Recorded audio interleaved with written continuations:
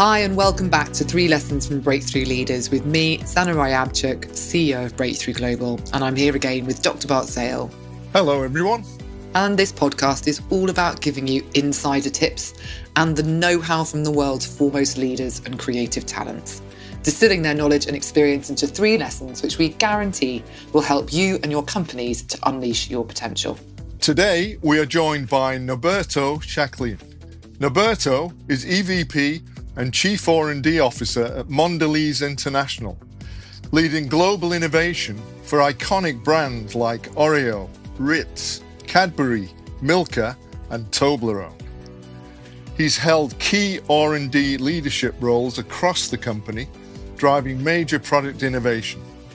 Before Mondelēz, he spent 18 years at PepsiCo in senior positions across Frito-Lay, global beverages and joint ventures, ultimately heading R&D for PepsiCo North America Beverages and the Pepsi-Starbucks partnership. Lesson 1, lean into new experiences. Norberto, look, we are absolutely thrilled to welcome you to the Breakthrough podcast today. So we've had the pleasure of working together before. We worked together with your R&D team at Mondelēz, and Bart is meeting you today for the first time. So a big welcome from us. Thank you so much for being on the podcast. It's great to meet you. Likewise. Thanks for having me. So the kind of prompt that got me to reach out to you about this was really some other podcast material that I'd seen where you were talking about AI and leadership and some other pieces. I'd love to kickstart with a little bit maybe going back from there and a little bit about your career and where you've come from to get to where you are today. Would you mind sharing some of that with us? Yeah, of course. I would say my career is a combination of steps that I probably didn't plan at all. You know, I studied chemical engineering with the intent of being in oil and gas because that's what my father did. Didn't like it much and never went into that industry. So it was really by lack of something else that I ended up with an internship at Pepsi and Frito-Lay in the US. You know, it was, you had to do something. So those are the people that gave me an internship. So I took it with zero expectations about that industry at all. Actually knew nothing about it, to be honest. But it was an eye-opening experience. You know, you can apply your skill sets to things that people actually buy and consume, as opposed to working on chemicals and other manufactured things that consumers actually don't really know what they are. It was a lot more fun to work in a consumer products industry. So that was completely eye-opening to me. Not at all something I expected, but that's how it started. I was always on a mission to get an MBA, so I thought it would be a temporary gig at Pepsi until I quit and get my MBA. I ended up doing the MBA part-time for various reasons, financial and others, with every intention of being in finance and banking. But as I was doing the MBA, I realized all the case studies were about the sorts of things that I worked on. We did case studies on Doritos and other consumer products. I'm like, I actually work in this industry that all of these business case studies are about. You know, I'm lucky that I get to work and study the same thing. So sort of an appreciation or love for the category and the business and the industry formed. By the time I finished the MBA, I never went into banking and finance. I actually went into strategy within Pepsi and worked on strategy, R&D, product innovation, got more into the front end of innovation over time. And that's what I've done ever since. I was speaking with a multi-time kind of client of ours, and I was talking to him about inspirational leadership, actually. And I was saying, when have been the times when you've worked in organizations and transformations they've really worked? He said, well, it was when I had an inspirational leader. It was the beginning of my career at Pepsi. And I had a leader who just let me fail. I knew I was never going to his word was bollocked, but I knew I was never going to get in trouble if things went wrong. And I was just trusted and empowered, and I was coached and nurtured. And so we just achieved incredible things. And I hear a lot of stuff like that actually from Pepsi from a few years ago. So it's interesting that was the start of your journey. It's a bold culture, if you will. Like there is a bit of risk taking, which was fun. I didn't know any different, to be honest. I spent the first, significant part of my career there, so you don't know any different. It's a tough environment, but if you compare it to others, it allowed you to experiment quite a bit. We've done I did some crazy things, and I had the money and the budget and the time to think and do them, so which was quite exciting. Norberto, could you tell us a little bit about the mentors you've had over your career or people that have really shaped who you are now?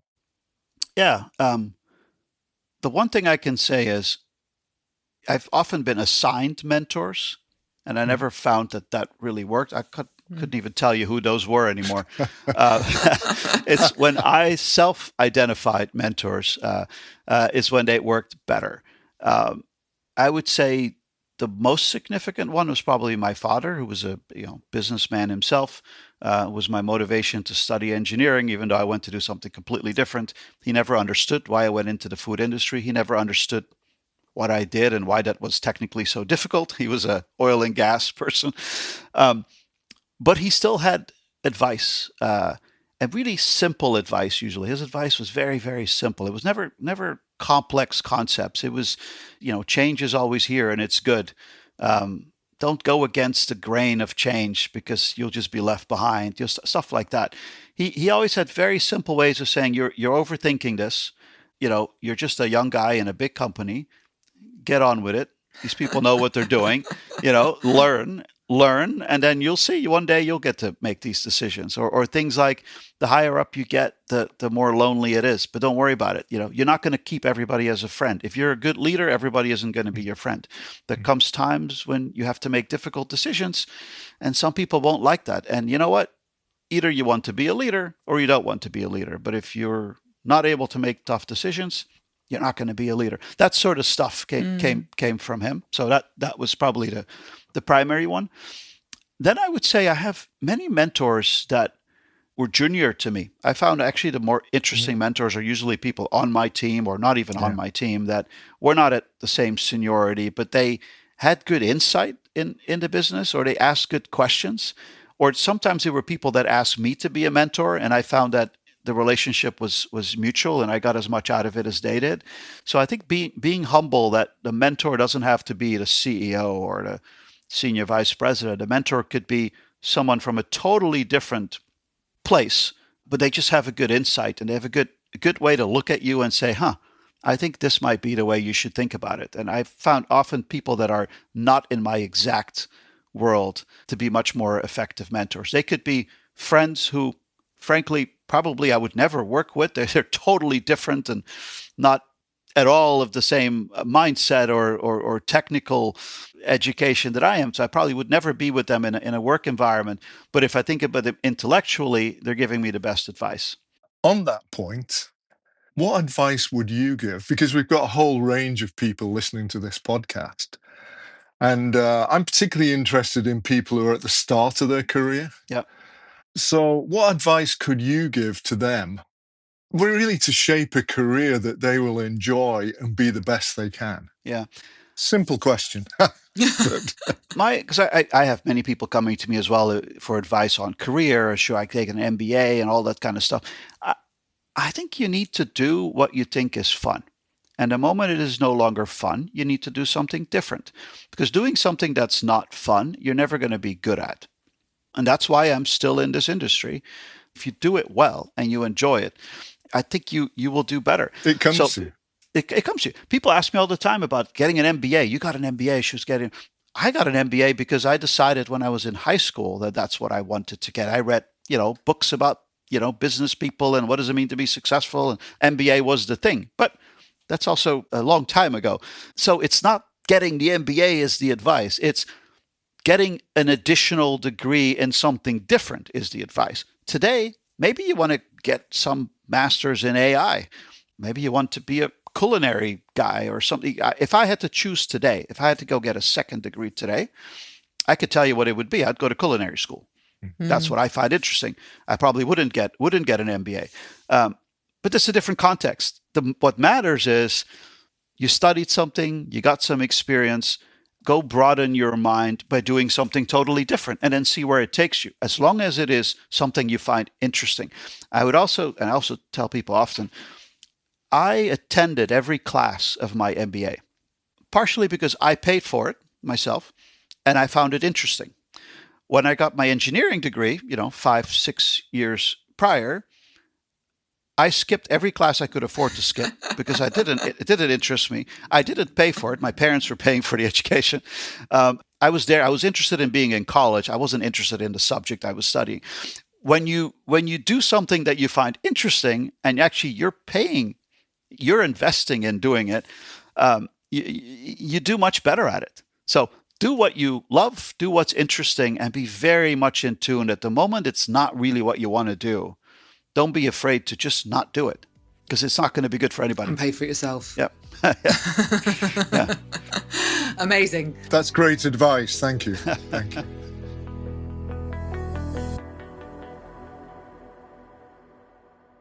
Norberto was very lucky that early in his career, he was exposed to a completely different industry that he wasn't planning to go into. And actually, he discovered that that was a whole new world for him. And it really interested and excited him. And it's what he was passionate about. So I think that his advice to go to where your interests are is really, really fantastic, because when you work on something that you're interested in, you're passionate about it, you're inspired by it, you're more likely to enjoy it. And as a result, your productivity is much more likely to be higher, and therefore you'll do a better job at it. And it will become a virtuous cycle. So ask yourself where you are in your life right now, in your career. Are you enjoying it? Are you thriving? Is it something that really interests you? And if not, it might be worth having a look at how you can course correct and maybe try something completely different.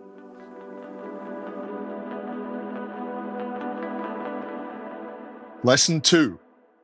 Lead innovation for innovation. So being in the food industry, being in the snacking industry, we've seen there is very exciting disruption going on around innovation in this space at the moment. And AI is adding another layer to it. So there's incredible work being done on how this is going to change innovation, improve, make it faster, make it better, get you able to get to an endpoint in a much quicker and more efficient way, but so much more as well. How are you starting to implement that, use it? I expect you have been for some time now. That's a fascinating topic. First of all, you have to be careful that you don't get carried away with AI, because then AI will probably not help you. But data and data interpretation helps you in many steps along the way. AI can help me come up with a much better consumer product concept, because it can pull facts from all over the place and say, you know what, the best thing to do is a red circular cookie that does X, Y, and Z. Because, whatever information is available would suggest that that is the most amazing, compelling thing. That's one source of AI. The other one is to say, I have so much information on how I go to market and where my products sell and who buys those products and at what time of the day, et cetera, actually optimizing what I offer, where and when. That's another use of AI. So there's so many. If I look at my innovation process, how I go to market and the dozens of steps that I go through for any one product to get to the market, there are so many intersections in that process where AI can help me for totally different reasons. The challenge is, what's the low-hanging fruit? Where is the data the most robust? And am I most able to benefit from AI so that I don't boil the ocean, but I actually focus on the areas where it can help me the most? That's my way of thinking. Let's not get carried away. I actually personally think it's about using the information we already have about how we go to market and how we can optimize my portfolio. That's probably the biggest benefit I can have. But there's also slightly further out opportunities of, does AI help me better understand whether a product is good enough? Do I always need to test a product with hundreds of consumers? Or can I use, historical databases and other facts to help me define, yes, with a certain degree of confidence, this is likely going to be a great product. So there's many opportunities. I think we're only at the start of this journey, how AI can help us get much better and much faster at what we do.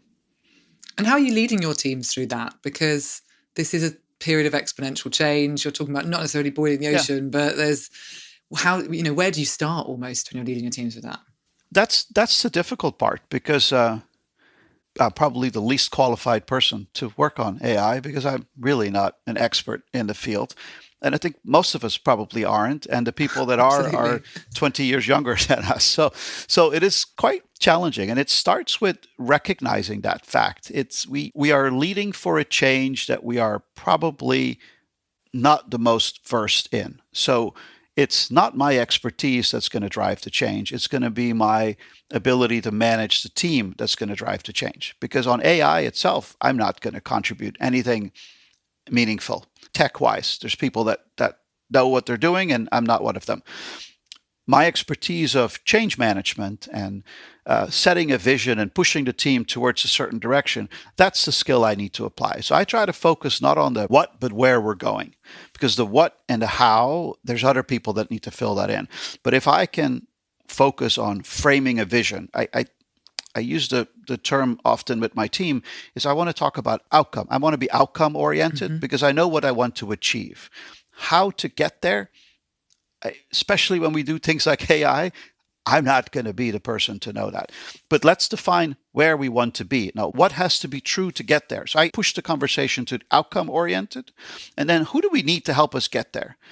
I think in an example like AI, what becomes really crucial is that you don't operate hierarchical, because the people that actually will bring the most know-how when it comes to AI are probably various levels more junior. They're bringing the latest thinking and the more breakthrough mindset. So how do you create an ecosystem where your team and your leaders are comfortable bringing in people with a lot less time experience, but a lot deeper technical expertise to actually drive the change? So it's a management problem more than it is a tech problem. The tech will solve, but it's how we manage the team is the challenge. And that's one of the questions I was going to ask you. You sort of mainly answered it, but I was very interested because we've had conversations with other leaders in other functions. And because you're so involved in innovation, I was wondering what are some of the critical differences for leading a team to become the most innovative? Actually, that is really challenging because to be innovative, you have to be a bit free-spirited. But to operate in a large company that's under constant pressure, whether it's business pressures or other external pressures, you have to focus and prioritize. Focusing and prioritizing can really kill creativity. So it's trying to make the two come together is a real challenge. And I spend a lot of time thinking through organizational design to get that done, because my business and my team around the world has to deliver hundreds of thousands of things on a yearly basis, little things that we do as a machine. It could be productivity projects, ingredient substitution, regulatory compliance, all kinds of stuff that consumers don't see, nor are they interesting to consumers whatsoever. But that's the bulk of what happens. And that's a machine that's working, and you need to keep that machine very, very, very focused. It's hard in that environment to have a lot of creativity because it's just project management. So do you then create a separate entity that does nothing but breakthrough thinking? You can, and I've been through that kind of scenario. They tend to be a bit isolated, and then it's just free-spirited thinking in an isolation until the day that you end up cutting it, right? So that doesn't work either. So you have to try to find the blend where we do what we need to do. We pick a few spaces where we really think innovation is going to be a game changer. And in those spaces, we're going to dedicate some people to really come up with creative solutions. So I think what's often missing when it comes to innovation is it's one part creativity and inspiration, and it's one part strategy. And the two have to go together.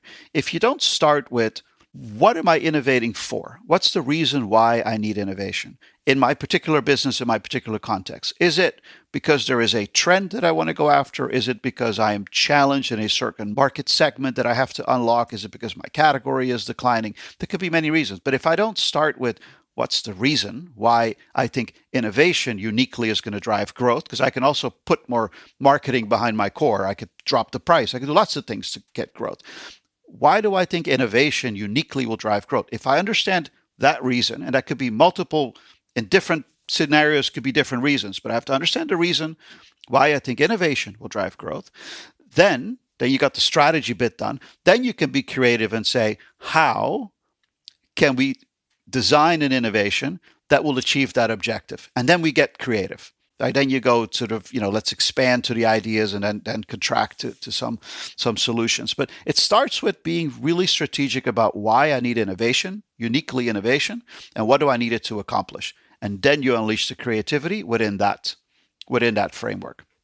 At least that's the approach that I take. That's excellent. Excellent. So I wanted to just dig in a little bit more there because I was really interested in what you were saying about that creativity piece. You have to spend so much of your time on the strategic piece, Yep. being at the level that you're at now. But how do you get into flow? What's the way that you can actually create that space to be creative, for want of a horrible phrase, think outside the box, but, all of those sorts of things? Is there some personal techniques that you particularly use? I'm always fascinated in this because there's some universality to those things. And then people sometimes have really specific things to them that just work that maybe somebody else could give a go to. So I think it depends on the industry you're in. I can't speak for if I was in a, I don't make detergent or, other consumer products. Right? But in the context of the business that I'm in, I happen to be interested in food, culinary traditions, and cultures. I also think that is a unique combination with the industry that I'm in. Mm-hmm. And I think if you enjoy what you do, you're going to be more successful at it. And I noticed that in my organization, so the R&D team within Mondelēz, a good majority of people share the similar kind of passions. So while we do the technical work, we also have an immense interest in cultures, in food, and that all goes hand in hand. Because the fun is when you're talking to consumers or you're meeting with the team and you're looking at their ideas or you're sampling things that they may go nowhere, right? But they put you in the mindset of what is possible. If you want to be an R&D organization in a creative category like food, snacking, beverages, things people use and consume themselves, I think you have to have an inherent interest in people and in cultures. And if you bring those two things together, I can't help but get excited when I'm with the team looking at different prototypes. It's just natural. The trick is, how do you do that, step away and say, okay, what of what we talked about here actually is going to deliver something strategic? That's the trick. But to me, it's not difficult to get excited about, creative product ideas. Yeah, and actually, it's got nothing to do with our business in many ways, but you don't do very well at Breakthrough if you're not obsessed with food and culture. Culture makes sense, but food, we even have our own food Slack channel because we're so food mad. And it does. I think there's something just inherently wonderful about how it brings people together and you relax and you get creative and all of these great things. So yeah, I can completely empathize with that, Norberto. It's a passion of ours as well. And as I say, it almost then becomes part of your culture. Yeah, and it's actually something that I've pushed with my team the last couple of years because it's a mindset we have to. What does it mean to be an R&D in a food company? To me, it's like we are ultimately accountable for all of the products that we have in the market, not for selling them or making them, but for what they are. Yeah. So I use the word curator. If the world was a museum, we're the curator of the portfolio. We design the portfolio, we specify the ingredients, the flavors, and we own what that product is. The manufacturing department owns making that to quality. The sales department owns selling it. But what is it? That's what my team owns. So we're the designers, the curators of our snack portfolio globally.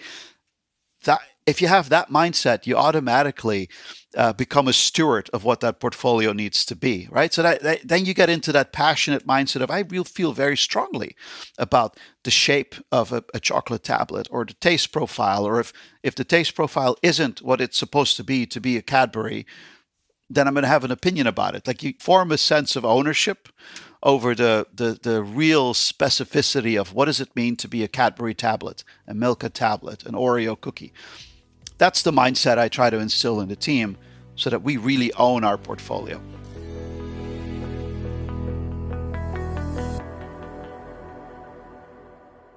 So what I like about this is the way Norberto, across his career, has really identified all the different packets that go into innovation in a global company like this. And some of those activities are hidden from the consumer. but they're very important to actually create the products and innovation that you need to sell. Another key distinction for him was that part of the innovation group needs to be working like a machine, and another part of it needs to be creative. But both of them need to start with strategy and with outcome. And it's very like how we say in the program that there are two key mindsets that are required for innovation, or anything else for that matter. There's the magical thinking mindset, which is about creating possibilities, about anything is possible, where you can range and look at new things and look at the future. But if that's all you do, then nothing is actually delivered. So that machine part of his innovation is actually to deliver that. And there you need a heroic mindset. You need to be able to cut through barriers. You need to be able to deliver on time. You need to be very effective at what you're doing. So as a leader, are you and your team using these two mindsets?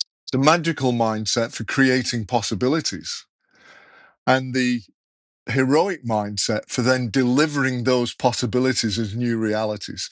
We call this the breakthrough mindset.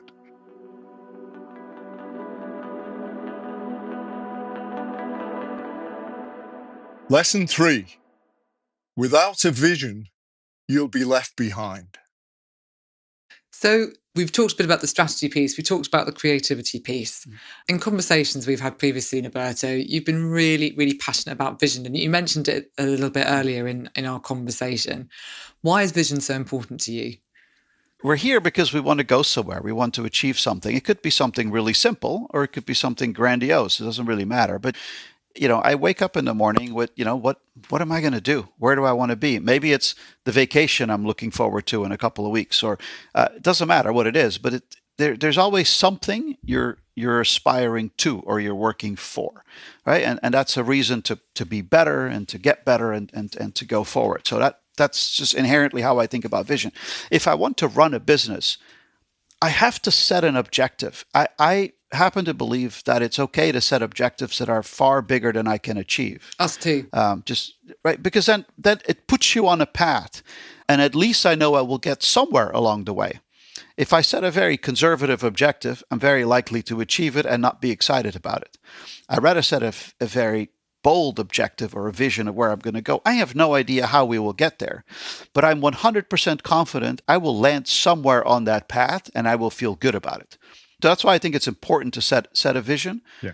So you kind of know where you're going. How you get there, the path you choose can be all over the place. And maybe you end up in a different place, but at least it'll be inspired by the direction you set.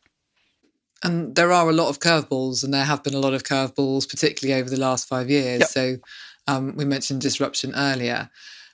I think sometimes our clients can get very nervous about setting a very concrete kind of vision. And sometimes we have to make the distinction with them between targets and aspirations, right? Okay, the targets may be what you have in stone, but the aspirations what you should be going towards. And you don't have to tell anybody else about the aspiration, but make sure it's big and exciting, as you say. But it does make some people nervous because you get the kind of conversations now, oh, well, we just don't know where we're going to be in a year's time. We just don't know where we're going to be in 2 years' time.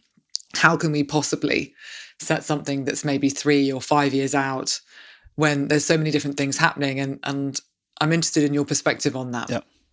First of all, if I knew where we were going to be in 1 year or in 3 years, I could make a lot more money doing something different. So that's the whole point of the game, right? You don't know. You don't know. Right. And I also think that's why I have a job. So it's interesting, but especially in an R&D, I've made the mistake of framing this the wrong way before with people. Like, I get excited when things are difficult. Of course, that's not great for the business, but for an R&D person, this is the kind of time that I really matter. The tougher the changes are to our products, to cost, to regulation, the harder my team has to work to come up with solutions, but the more important we are to the ecosystem. So it's an odd way to think about it, but we are here because the business is in constant change and gets constant curveballs. Not only do I have to innovate, I also have to change things about my current portfolio just to stay in market and stay viable. That's why we have these jobs. So I think it's part of the journey. Life wouldn't be exciting if it was predictable. That's what makes it more exciting is the wrong word because sometimes business is tough, but more rewarding. Maybe that's the better word. You're working hard to find solutions. Sometimes business performance is great. Sometimes it's less. But I know that we are doing what we need to do to make the outcome as good as possible. And we can measure ourselves by are we achieving what we need to achieve to get the outcome for the business to be as good as possible. I think that's exciting. And that's why we're here. And if, anybody who wants a predictable job, a day-to-day activity that has a lot of certainty, I would say my team's not the place to be because that's not the business. That's not the business we're in. If you're looking for change and come up with creative ways to go against a lot of headwinds, but feel good where we ended up on the other side, that's the game we're in. So that's how I see it. Yeah, it's like having that North Star, but then the blueprint's going to change a million times, isn't it? I mean, I would add to this conversation. Zana said some people are nervous about setting a vision and so on. And it's a different mindset because if you're nervous about doing that and you're reluctant to do that, then you don't have the agency you need to create the future. What you're doing is you're following somebody else's future. Whereas anybody that really does set a vision for the future is what you need to do is own the future. And that comes from you deciding where you're going to be. That actually reminds me, I think I told Anna this the other day. About 20 years ago, I went to an art show in Dallas, and it was a bunch of posters, framed posters, basically. And one caught my eye. It's a cartoon of a guy smoking a cigarette in kind of a 1980s suit. So he looks like he's out of it looks like it's set in the 80s. He's smoking a cigarette. And the tagline is, "The status quo is gaining momentum." And it spoke to me. I bought it right there. It's hung in my office for years.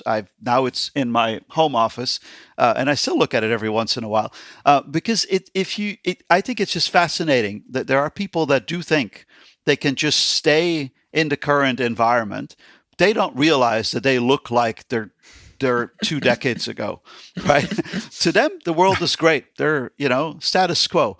But the world has long moved on, and they just don't realize it. So it always spoke to me, and that was always my reminder of now, the status quo is not good. I'm not into the status quo. So I love that. Thank you, Norberto.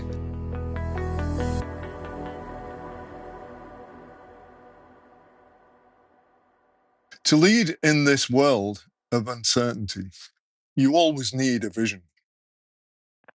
A vision will help you to shape the future. And if you start to shape the future, you own the future. And if you own the future, other people have to follow. The people who don't have a vision live in the status quo.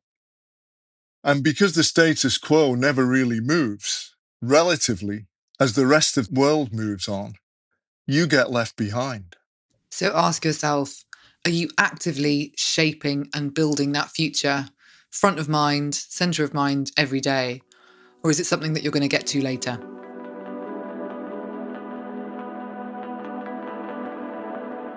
I've got some hot seat questions to wrap up our conversation, Norberto. Are you ready? Yep. All right. What's the most exciting thing you've ever done? Oh, that's a tough one. I've done so many interesting things. That's a top three. Top three. To me, it's travel. I absolutely love to travel. And when I got a job that took me all over the world, and the first time I was on a plane to New Delhi, and the first thing I did when I got there was got on a 5-hour bus to see the Taj Mahal, like that sort of stuff. Like, who would have thought a month ago that that's what I would have been doing? And this is 25 years ago already. That's that sort of thing. Fast forward a couple of years, I was doing market immersion in low-income segments in Ethiopia. That the most exciting things I've done are probably travel related in places where I wasn't expecting to go, and meeting people that I would have never expected to meet, but making really great connections and actually getting to know people in parts of the world that I didn't think I would go to. That's what gets me the most excited. Yeah, Bart and I too. Yeah. What inspires you in life? Maybe it's the same thing. It's people, getting to know people, and engaging with people, interacting with people. That's inspiring to me. I have a large family. I love spending time with family, my immediate family here, but also my extended family, and taking my wife and kids to go, experience my family in the Netherlands, my family in the Caribbean.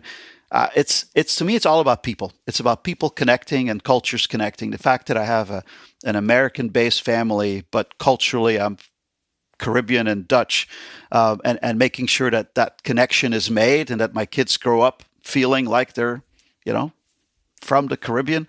That's really important to me. And so it's getting me excited. Finish this sentence. Success is... what you make of it.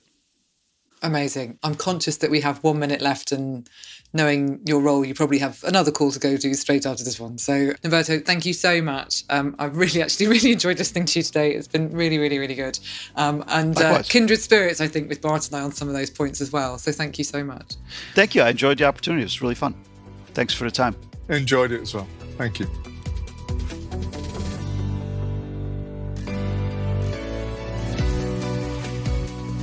So thanks again for joining us. Remember to hit the subscribe button and join us again for our next set of lessons. And if you've got any questions or comments, email us at barksale@breakthroughglobal.com or connect with us directly on LinkedIn at Breakthrough Global. And I'm sure you loved this episode as much as we loved recording it.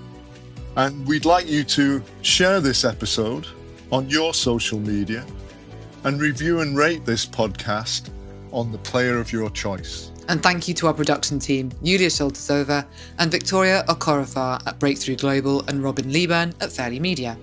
And of course, thank you for listening.